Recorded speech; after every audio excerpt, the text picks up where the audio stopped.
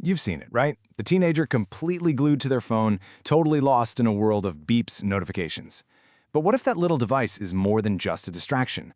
What if it's also a lifeline, a tool, and a tether all at the same time? Well, today, we're going to unpack a short but really powerful poem that just perfectly captures the complicated, often frustrating, and surprisingly useful role of the smartphone in a modern family.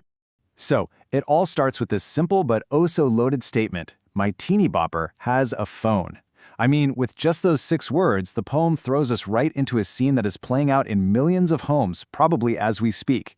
It's the start of a story about connection, distraction, and the quiet power of a small glowing screen. And right away, the poem makes it clear just how constant the phone's presence is. It's not just a tool, it's basically a companion that beeps and jitters, almost like a living thing in the teenager's life. And it's this constant presence that really shapes the parent's initial view of the device, which is actually where we're going to start. Okay, so let's step into the parent's shoes for a minute. From their point of view, this smartphone isn't some magical portal to another world. No, it's a source of relentless and, let's be honest, pretty trivial interruptions. It's the soundtrack to a teenager's life, and it is not always a pleasant one to listen to. You can almost feel the daily barrage of annoyances, can't you? The constant beeps, that tiny bluish light lighting up a grin. It's a world built on these quick, one-liner messages and the earth-shattering drama of who likes whom. And all of this happens while adding that little extra sting that, elevates our monthly bill. It's a whole symphony of teenage life, and you get the feeling the parent is getting really tired of the tune. And this right here is the heart of the conflict. A massive disconnect. What feels like a life-or-death crisis to the teenager is just noise and another expense to the parent.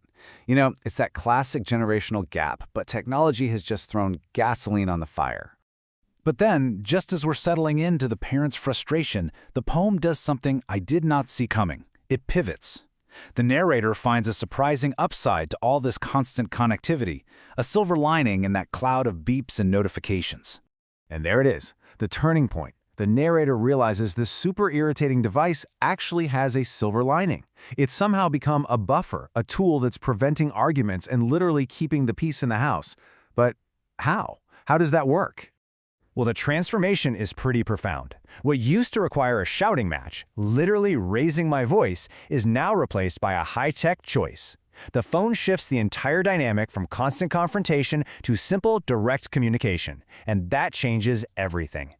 So here's how it actually works in practice. Instead of yelling upstairs about homework, a simple phone call does the trick. Need chores done? A quick text with a polite "please" avoids a whole tense negotiation. And curfews? Suddenly they're easy to enforce when there are no alibis because you know the message was received. The phone, once this major source of annoyance, has become an incredibly effective parenting tool.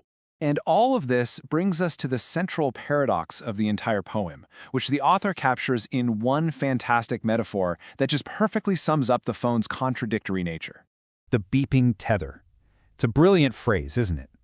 Think about it. A tether holds something close, it controls it.